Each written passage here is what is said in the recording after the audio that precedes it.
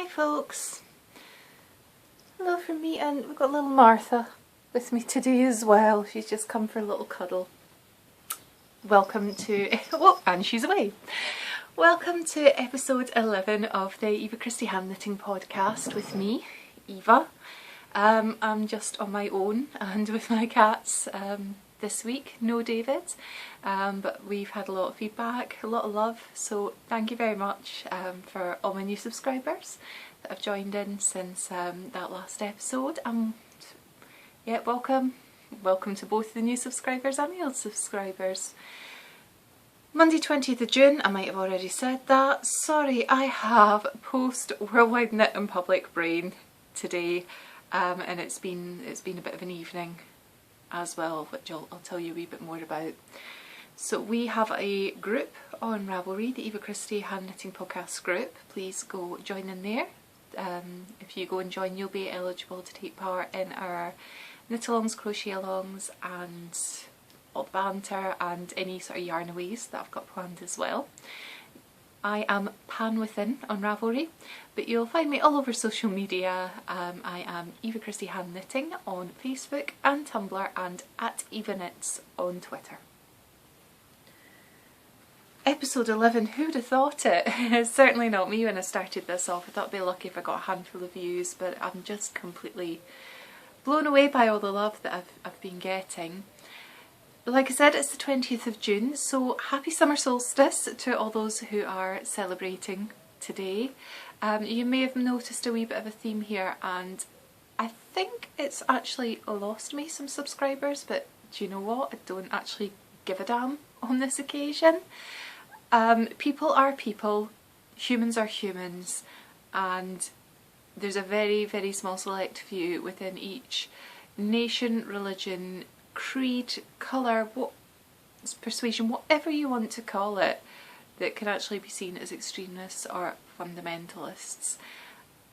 And I have friends who are Muslim, who are observing Ramadan, but I did notice that my subscribers actually took a bit of a dip when I wished any sort of Muslim viewers a happy Ramadan Mubarak, and I'm not apologising for that whatsoever.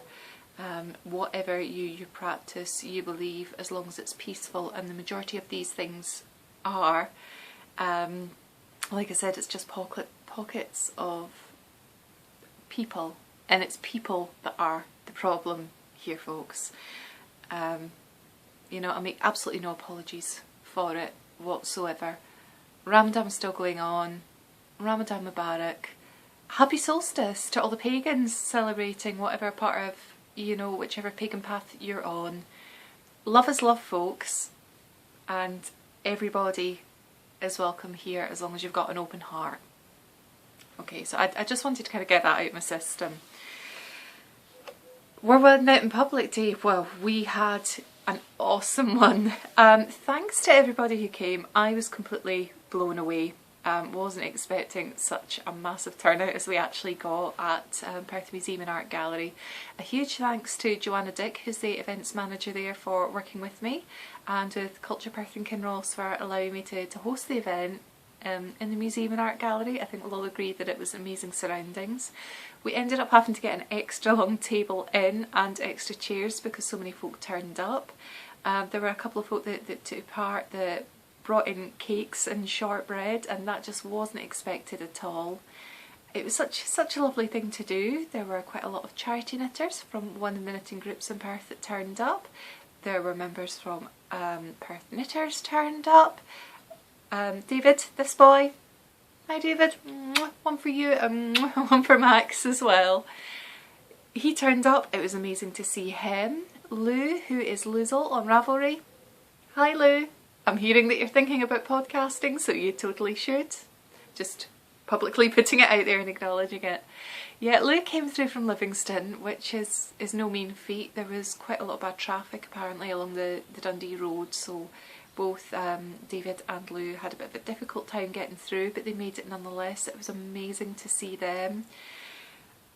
just such a brilliant vibe. So busy. We had some people come in and try out knitting for the first time or try and resurrect it following their childhood, and a number of decades had gone by since they picked up some needles, and they did on Saturday. A couple of kids came along, got involved, including Bev's daughter Rosie. Hi Rosie! Who is just an absolute wee darling. So she brought her knitting along as well. I've got some photos of that, but I didn't get any other photos of the event because it was just so busy and everyone having a blether, and then before you know it, it's kind of over and done with, and yeah, kind of missed the opportunity there. But we'll definitely be doing it again next year, so as soon as they get things sort of finalised and we get a date, I will get on that. The eagle-eyed of you will notice that I have a different mug this week, and it's just because I'm needing the caffeine hit today. This is my 1984 George Orwell mug. 1984 is one of my most favourite novels in the entire world. It's one of these books that I have reread and reread and reread, and I've watched the film edition that has John Hurt in it. This is a very, very old mug. It was a present from my ex-husband, which shows you just how old it is. It's well over a decade old. And I do tend to use it just when I'm needing a larger beverage than my little Moomin, my gorgeous cute little Moomin mug holds. And I'm drinking, I don't normally talk about what I drink. That's because it's usually coffee. In fact, it nearly almost always is coffee when I'm doing a podcast, or occasionally water. I do it in the morning, so I can't be having an alcoholic beverage. I'll get a reputation for myself. But we have a lovely little independent coffee shop in Perth called the Bean Shop that I like to spend my money in. It's all about shopping local, folks. I believe they are online though if you're a bit further afield and want to try out their stuff. So every month they have a new little coffee menu, and they do teas, they do loose leaf teas and things as well, and mugs. That's where my Moomin mug came from. But I'm drinking a Brazilian roast. I've got doTERRA Sunrise, which has flavours of milk chocolate, vanilla and caramel sweetness. It's a medium roast and it's absolutely gorgeous. Josh is addicted. He likes a good coffee. I mean, if we're going to drink coffee, we like a good coffee because there's no point in just putting crap into your system. He's drinking black coffee these days. He's cut down on a lot of dairy and a lot of other things because he's going to the gym quite a lot, and he's developed muscles that I didn't even realise existed. But he feels brilliant for it. He's not doing it to build up muscles. He's doing it for an overall sense of well-being, and I'm really proud of him for sticking at it. But the point is that we both love this coffee. It's just fab.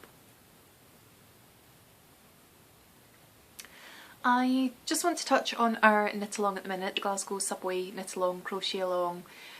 I don't think there's been anyone new that's taking part, but we have had some shout outs in other podcasts and I really appreciate that, so please get involved. There is still time. This is running until the end of December, and even if you don't make it to the end of the Glasgow Subway system, it's about taking part, it's about having a laugh. There's some brilliant conversations taking part in the Ravelry groups and the threads about it.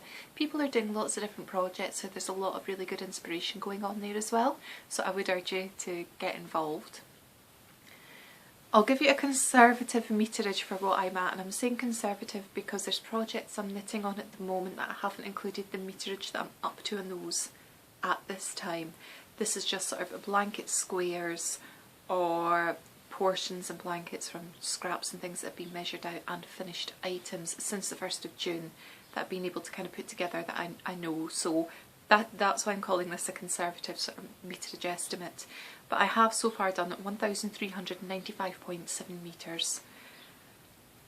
That's a fair amount, and if you consider that I am also taking part in the stitching revolution, that meterage of embroidery silk doesn't count. I'm doing not too bad at all. I have some rehomed yarns this week.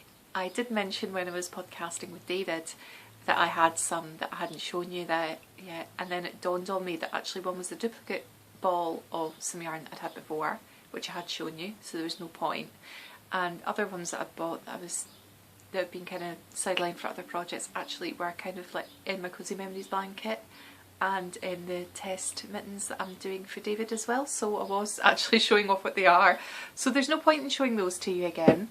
But what we did do at Worldwide Knitting Public Day, and a few of us kind of took part in, was a mini skein swap, and it was an opportunity for people doing cozy memory blankets and brioche projects and other things that needed scraps to kind of bring what they already had, or maybe wanted to exchange and get something in return. And that was pretty good, and I have a few, so for every mini skein you put in you got one out again. So I have here some yarn. This one was from Lou. Look at those colours. Can't wait to get this in my cozy memory blanket. This is Rosy Maple Haze. It's 75/25 superwash wool. I would guess that'd be merino. It feels like merino, and it's got a sheen like merino, and nylon, and it's from Quilt Fusion, who I've never heard of before. So bear with me, I'm going to have to pause my podcast because that's somebody at the door. Sorry about that, folks. Hopefully it should just show us up as a blip and I'm not going to have to kind of edit things out too much. This is what happens. I've had to delay recording a wee bit today because Josh was home this morning. He's gone into work late, he's got half day, and as soon as it hits midday we had to start having posts around the door. We've got neighbours who maybe need a wee bit of help or whatever, and it's nice that they come to me. And I kind of explain that, you know, this wee bit of time's generally off limits because this is my set time for working and I work from home, but it sometimes falls on deaf ears. Anyway, where was I? So I was talking about mini skeins and things that I got. So we've got this. This is David. David, this boy, brought this one. I think he said that this was Neptunia and it's Rusty Ferret, but don't quote me on that. I'm not putting any sort of solid 4-ply yarn into my silk yarn blanket. I like it all being variegated, but I am quite happy to have sort of semi-solids and such in it. Others are being kept for other projects. I've got other scrap projects in mind at the moment. So there's greens in there as well as teals, and it's beautiful. A really sort of fresh sort of colour. So I've got that, and I've got one other which was, it was actually some double knitting that David put in. So this is one of David this boy's hand dyes here. I don't think it's got a name, but I believe that Eric from Sticks Plus Twine has seen this and given it his sort of mark of approval. Colours in it are just stunning. And I have actually been pulling together all my double knitting thickness scraps as well, getting ready for more projects. So I'm not sure whether this will be heels or toes or cuffs, or whether this is going to go into a blanket or something else, but it's definitely being kept for me because I just love David's yarn. It's so precious.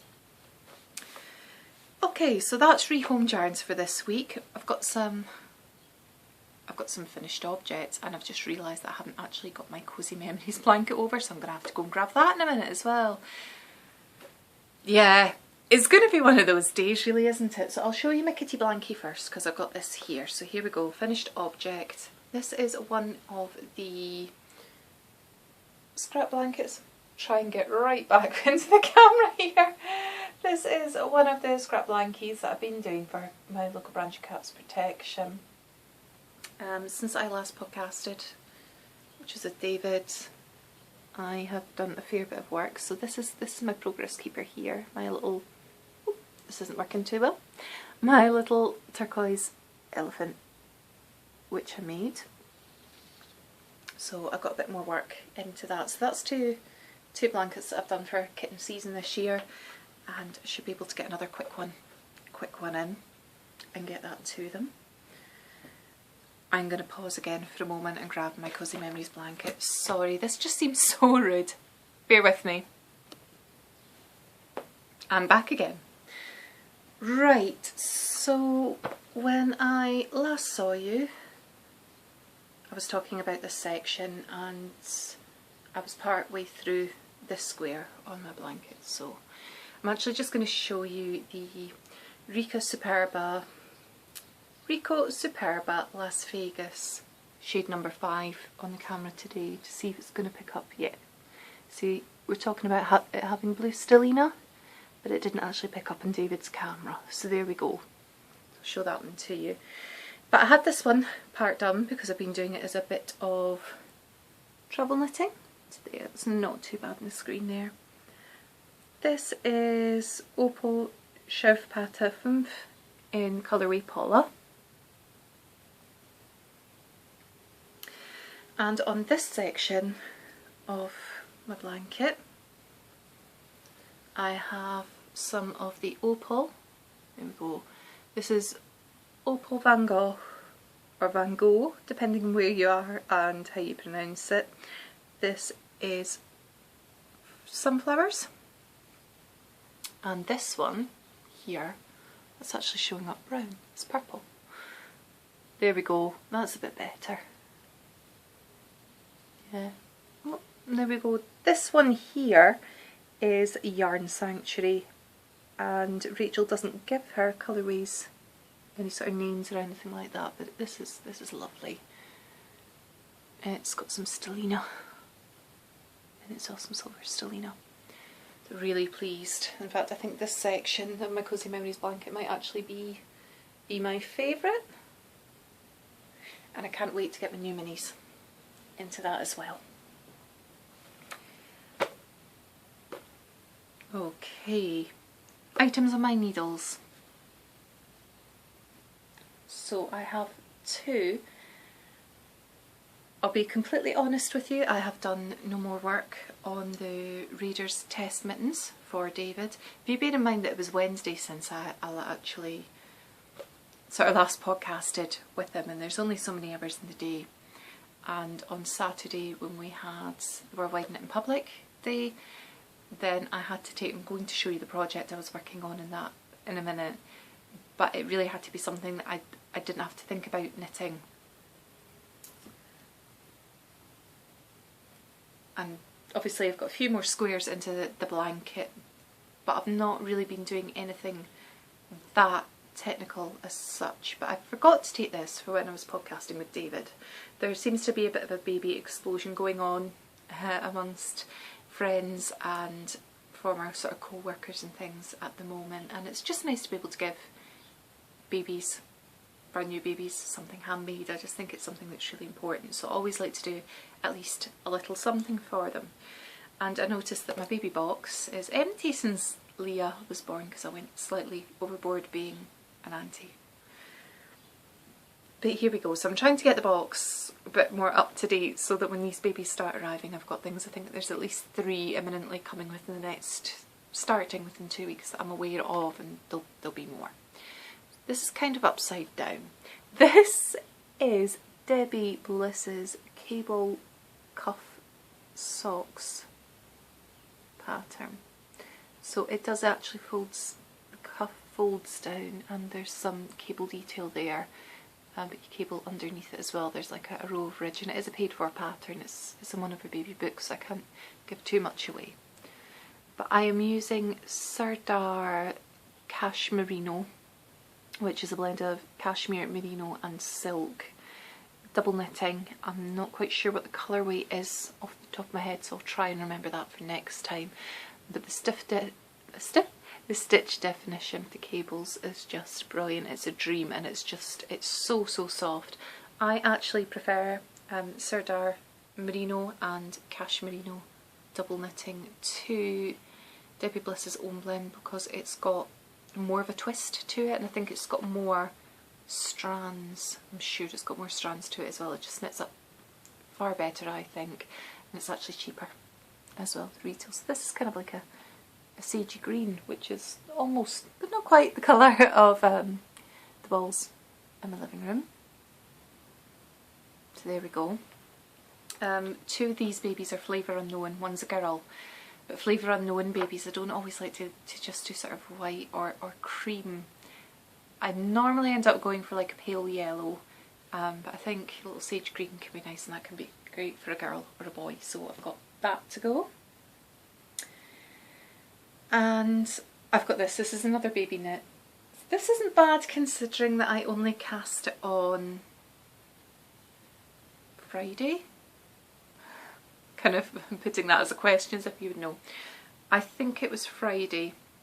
It may actually have been Thursday evening, and it was just so that I would have something that was just plain knitting in the round for Worldwide Knitting Public Day. So this is Kicking Bag for Babies by Annika, and it's a free pattern on Ravelry. So as you can see, it's got a little mock cable rib, which is really quite sweet. It's just a nice subtle detail there, and it's not quite as traditional as the 2x2 rib, but I think it's also called like a twisted rib, but it's like a mock cable. And then we just have plain knitting going on in the round. So like I say, I know that one of these babies that's arriving is definitely a girl, so that's something else done. And I've done a fair amount of knitting on it. Since it was cast on. There's about 30 centimetres there, so I'm probably going to do about another 10. And this is from the Opal Best Friends range. I think this is Trauman. It won't be Trauman because Trauman means tears. I can't quite remember off the top of my head, but this is, I am trying to get up to date with Ravelry, update my project pages with works in progress and finished items. I mean, I've got hundreds of finished items over the years. I don't have photographs of them all, but I am trailing through, and as things are sort of coming up in my memories on my Facebook page or whatever, trying to, you know, then going, oh, I should go and share that to Ravelry and update. So it doesn't necessarily have the correct years or times or such that I've worked on these items, but I am trying to update everything and, where appropriate as well, put yarns that I've used in case people are interested. But this is a great knit for sock yarn, and it is just a wee bit mindless as it goes. That's fine, it's quite fun and just a nice little thing to give as a gift. So we've got that on my needles. I'm still reading, but I haven't got that much done since I spoke with you last, so I am still on Left Neglected by Lisa Genova, and she is the author of Still Alice. This is a really good read. Thoroughly enjoying it. There are a few times, because I do live with long-term health issues, where it's just kind of annoying me, the women's mentality a bit, but hey, different strokes for different folks. I am 83.75% of the way through the novel, so I'm definitely getting there. Hope to get that finished by the... I will definitely have it finished, ready for the next podcast and moving on. I haven't been doing a lot of watching of television or anything like that, but Orange is the New Black is back on Netflix. So we have season 4, and I binge watched yesterday episodes 1 to 4. So that wasn't bad going. But I'm finding that when I'm doing my Stitching Revolution project, which we can't talk about because it's for Josh, and Josh occasionally watches the podcast, I can't work on that when he's here, and I do still need to get photos of this put up in Ravelry. I've not been on it, the lighting's not been good enough to do that, but it's coming on well. It is a gift. A couple of people who turned up to Worldwide Knitting Public Day went, better know what you're working on, and they were correct, so I kind of let them in the secret. But I can't watch and stitch at the same time. So I'm not really watching sort of podcasts or anything while that's going on. I'm back on the audiobooks. So that's really what I've been listening to. The Wind Up Bird Chronicle is almost finished. There are about sort of good 12 hours to it. I've only got another couple of hours to go. I have a feeling now, as we're getting onto that, it's actually an abridged copy, even at 12 hours, even though the copy I've got doesn't admit to that, but we'll see. I'm this far in, I'm not about to sort of switch off and disgust at this point, but it does kind of irk me. I'm not one of these sort of obsessive people that it just kind of has to be absolute, but when it comes to novels and audiobooks, I do not like abridged versions. There is a reason that the novel was written in its entirety in the first instance, and I don't like that skimping. It's going to annoy me. I'm probably going to have to try and track down a full version and then listen to it to the beginning I know that there's probably some of you listening thinking, why does that annoy you? I don't know what it is, it's just something that really kind of gets to me. It feels unresolved, so we'll see. We shall see. There's a couple of new podcasts that I have added to my subscription feed as well. And I must say that at the moment there just seems to be an absolute rash of new podcasts, which is great that people are being inspired, they want to join the community and be part of it. And it is so difficult to launch a new podcast and get people to kind of tune in and watch you and add you to your subscription feeds. So I do like to give a bit of the love back. I have an absolute power of them added to a queue. So what I do is when I'm on YouTube, if things are being recommended for me and I have a quick sort of read of the name and have a quick look at a few things about it and think, do you know what, probably will like that one, I add it to my watch later, and then I'll try and later on I'll get round, I'll watch it later. If I rate it, then I will add it onto my subscription feed, and that's kind of how I work it. But I've not had much of a chance to look at that many new ones this week, and I'm holding my hands up and I'm being completely honest about that. But we do have a couple.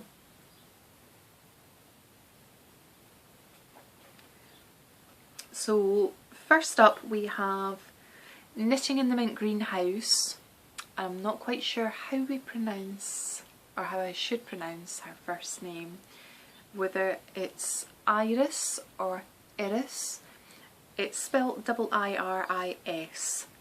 She's Finnish, and I've just watched one episode, but I really like that. I love sort of the Norwegian, the Icelandic, the Finnish, the kind of Scandinavian knitting podcasts. They just have an aesthetic that I love, and I tend to think that the Canadian podcasts that I probably love the most tend to have that same sort of laid back aesthetic as well. I don't like much sort of clutter about in the backgrounds. I like it to be just sort of like a laid back conversation that's quite gentle. If I want something that's completely in your face and...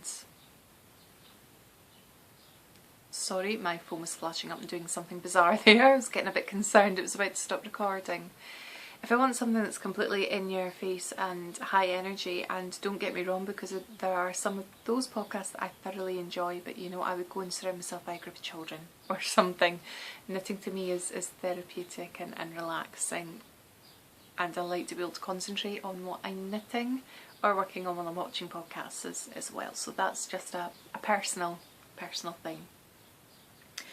I've also got Rose Hip Knits, and I'm not quite sure what that lady's name is again. It's not Rose actually. I was about to say it's Rose. It's not. I believe that the lady that does this podcast spent some time in one of the Scandinavian countries where rose hip tea is a massive thing. Was it rose hip tea or was it rose hip pudding? It was something like that, and she absolutely loves it, and that's where the inspirations come from. So really quite enjoying that podcast as well. I've been thinking, which I suppose is a dangerous thing, and yeah, knit-alongs. I was watching Sydney's podcast, which is it Sydney Reads All the Things? Sydney Reads Everything, it's something like that, but I really quite like Sydney, and I went back and I started watching from the beginning, and it was really interesting watching her first podcast and what she spoke about, what she's inspired by, what she's studied, what her knitting plans are, and she recreates historical, not so much costumes, but historical clothing based on eras of literature.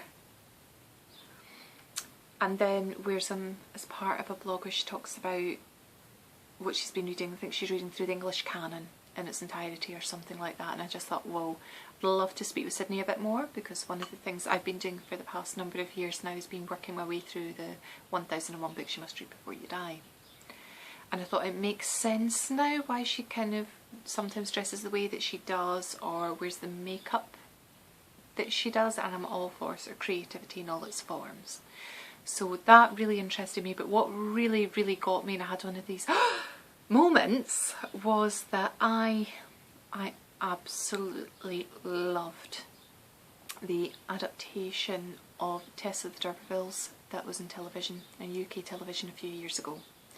And it starred Gemma Arterton before she went global, and Eddie Redmayne. And again, it was kind of the same before he started getting all the massive accolades that he's getting now. And Eddie Redmayne played the part of Angel Clare. Oh my goodness. Gemma was Tess, and I kid you not, just the chemistry and the pairing, and it's such a wonderful novel. But the Thomas Hardy fan anyway, just took my breath away. And I can't watch it without crying.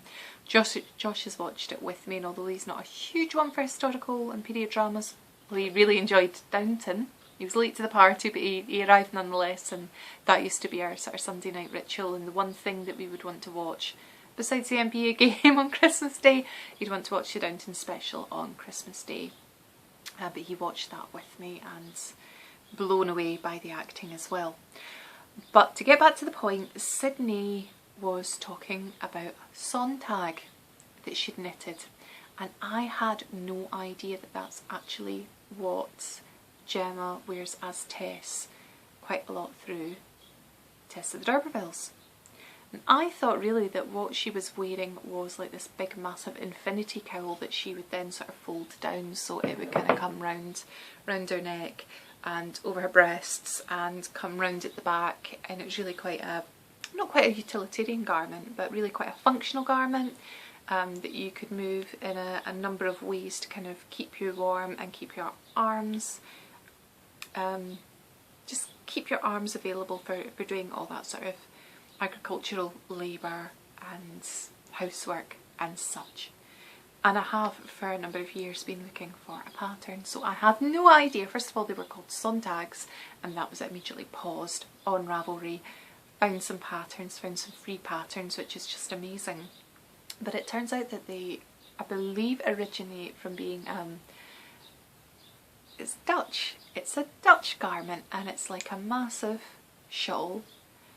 It's also a bit like a sweater or a jumper in that it covers your back, so it must be really wide.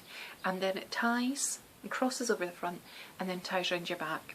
And I just had an inspired moment where I thought, I desperately want to knit a Sontag, and I could not start one. I couldn't justify casting one on at the minute with everything else that I've got going on and preparations for Persia Open Studio and everything. And then it got me thinking about some of the other podcasts that I watch where they have a knit along, and the group are also reading a particular novel or series of books at the same time. I think there's a Jane Austen along at the moment, and there's been other similar things, and I just thought, I've not got the name right at the minute, but as a sort of a working name, like a D'Urberville along. Yeah, a D'Urberville along, where we would knit a Sontag and read Tess of the D'Urbervilles together at the same time. So I'm thinking of this for the future. I'm going to be doing it anyway, and I can put a reading schedule together. It'll be like over the course of 6 weeks, and Sontags really can be really quite plain. It's almost like a bias knit sort of garter stitch, so you could have it as a, you know, just like a TV knit sort of project or a waiting room project or something, or you could go for a really intricate one that's got like the applied lace borders and things. So there's scope there. There's paid for patterns, there's free patterns. You could borrow the novel from your local library, you could use something in your stash, so it doesn't need to be an expensive knit, because I think sometimes these knit-alongs can, yeah, they can be harsh in the pocket, and there's so many of them out there. But I thought there's something that I could do alongside my Glasgow Subway Cal that I'm co-hosting with Charlotte, Charlotte Knits. We've got the meter edge. I quite fancy going for a rustic yarn that I've maybe already got in my stash. I might even use Quintal and Jacobs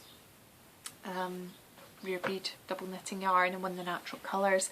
There's just so much scope there, but I thought I would just put the idea out there, see if anybody's interested, get in touch, you know, leave me a comment here, message me, get in touch in the Ravelry page, send me a message. You know, there's a million and one ways that you can get hold of me. Please do, without ye or any, whether you think that this might be something that you'd be interested in.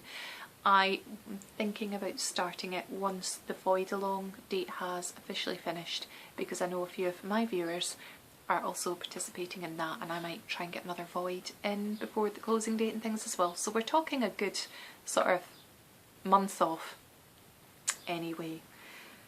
Let me know what you think. I'm going to do it regardless, but if you want to join me, and obviously if we do it as a knit along, then there will be a giveaway associated with it as well. So that brings me up to, I just want to talk a little bit about Worldwide Knit in Public Day. Not only did we have an amazing day at the museum, a few of us ended up going on a wee shopping expedition down George Street in Perth as well, and then on for cocktails and mocktails and other assorted beverages. So some of us went to Bead Crazy on George Street, where mini beads and fastenings and such were bought to make stitch markers and progress keepers and all that sort of stuff as well. Then we went a few steps forward further down the street and came upon the Peacock and the Tortoise, which is a haberdashery and patchwork sort of quilt, well, not so much patchwork, but a quilting shop. And far more enabling was done there. And then some of us continued on to the venue, which is in St John's Street, which is a new place that's opened up. For those who are Perth local or have lived here at some point, the venue is where Brennan's used to be. Brennan's is a big Irish pub. It had function rooms attached to it. And Frank Burgerseed, who took on the Green Room in Canal Street, which used to be Mucky Mulligan's, which was another Irish pub, he totally revolutionised the Green Room. It's become a live music venue again, and everything that's just been awesome. Well, he's a big part behind the project that is the venue, and it was my first visit, but the sun was just glorious again by that point. We were able to get a table out on the pedestrianised street. I had a lovely Eden, I'm not going to be able to pronounce it right now, one of my favourite gins, which is Eden Mill, which is made in St Andrews, and they use local sea buckthorn as one of the botanicals. It's absolutely beautiful. This is like a gin bar. It specialises in gin. There's a separate gin bar right at the back of the venue because it's divided up into certain areas. 156 different gins, a lot of Scottish ones there because it's become a big thing in Scotland, all the sort of like micro distillery stuff and everything.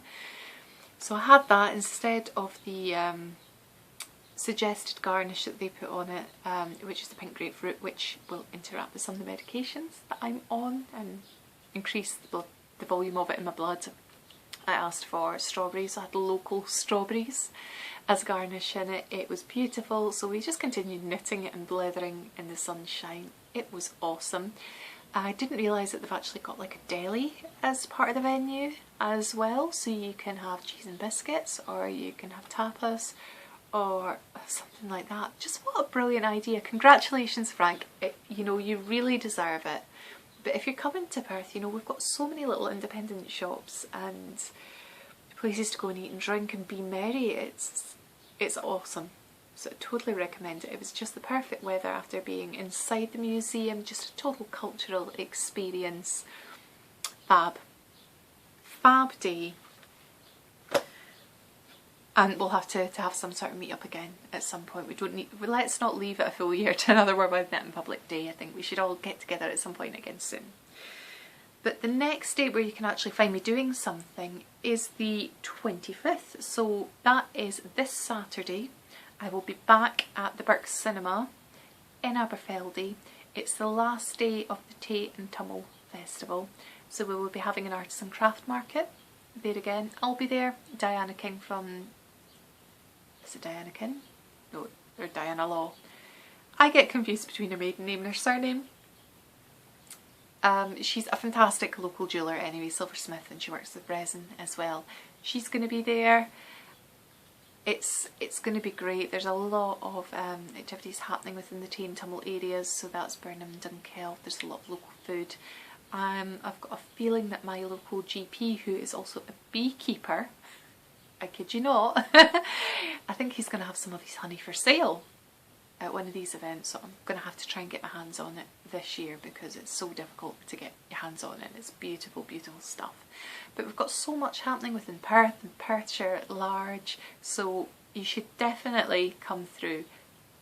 Absolutely come to the Birks and see me. I'm going to have my knitting kits, I'm going to have stitch markers, progress keepers, possibly some vintage buttons if I can squeeze some onto my stall. I'll have some of my knitting kits with me as well. So yeah, once again, thank you guys, thank you for subscribing, thank you for liking what I do. Your support just means so much. I love all of you. Sorry, I've just got post-Worldwide Knit in Public syndrome today. I am a bit run down, so if you personally know me and you know about my long-term health stuff, you will get it. If you don't, I'm not about to burden all that on you, and besides I don't actually like to be defined by it. But I am aware that I've maybe stuttered a wee bit more and things this week, and I'm sorry if that's annoyed you at all. The weather, I don't really tell you about the weather. The weather it was awful, and then it was glorious on Saturday, and then it was nice on Sunday morning, and then the heavens opened again. I'm sorry, I'm just kind of looking out the back door at the minute to see what it's doing just now, so I'm not being rude. It's stopped raining at the moment. Beautiful this morning. I was starting to get set up. I was going out into the garden because what's more appropriate than filming outdoors on the solstice? It wasn't going to happen. It's been really heavy showers. Cats don't know whether they're coming or going, but that's probably a combination of the fact that 1, it's summer solstice, 2, it's going to be full moon, and 3, their dad decided he was going to take a half day today and stay. No, he went for a nap and then he got up the back of 1 this morning to watch the finals of the NBA, NBA whatever it is. It's the end of the season anyway. It's the final game between Golden State Warriors, who I'm a massive fan of, and the Cavs, who are from Cleveland. I'm going to say Cleveland. He's going to laugh. Josh's going to laugh when he watches this. LeBron James plays for them. Josh is a massive LeBron James and Kyrie Irving fan. I absolutely adore Steph Curry and Klay Thompson. So it was game 7. It got up to game 7. We both got up to watch it. I gave it half an hour. My head was just spinning. I was exhausted. I had to go back to sleep. Josh stayed up until about 4:30 in the morning, so he was watching it live in the UK, and he's thrilled with the result. I'm not going to give it a spoiler because I know that there's loads of folk out there that haven't seen it yet. They'll probably watch it in the UK this evening, or be watching it just now, and that's not fair. I don't like to give those spoilers away. Not in big massive sort of games and events like that. So that's what he's doing. But yeah, it then upset my cat's body clocks because they're like, what are our humans doing? What are our parents doing? They're up there. Yeah. So I'm not quite with it today on that score either. So I think I've spoken about everything I was going to speak about. Yeah, it's a bit of a longer episode again today, which I wouldn't have expected with having less time to myself since the last podcast, but hey, that's the way it goes sometimes. So all that really remains for me is to say, you know, happy knitting, happy crocheting, happy whatever it is that you do. There have been so many tragedies in particular over the last couple of weeks with the Orlando shooting. In the UK we've had one of the Labour MPs who was just a young woman. I don't think she was much older than me really, mother of 2, married, parents still alive. She was gunned down and stabbed outside a surgery that she was holding. Now what happens in the UK, and I don't know if it happens in other places, is that some MPs actually move around the constituency that they represent and give the electorate the chance to actually approach them in person with any concerns that they've got, whether that's personal situations to do with housing, poverty, environmental concerns, or policy on a national level or whatever. And it's absolutely heartbreaking that 2 little children have had their mum taken away from them. It's absolutely heartbreaking what happened in Orlando. To me, it doesn't make a difference whether it's one person or 10 people or 100 people or 1,000 people. Tragedy is a tragedy, and I think we all need to just remind ourselves that we're all human. We've got a Scottish saying that we're all jock. I can't say it now. We're all jock, Tamsons, bairns, which means that basically we're all related along the line. So next time you see your loved ones or a good friend or whatever, give them a big hug. Tell them that you love them. Let's start looking out for one another again and realise that really we have bigger problems in this world, and we really just need to kind of get together. I'm sorry if it seemed that my podcast has been a little bit political this week. I try and shy away from all that sort of stuff, but there's just a few wee things that have been irking me, and I think globally we've got a lot of problems going on at the minute, so let's all just be a bit kinder and a bit more considerate of one another, look after one another, try and be happy. We've all got our struggles that we're just trying to get through. Take care, folks, and I will see you again in another week's time. Bye.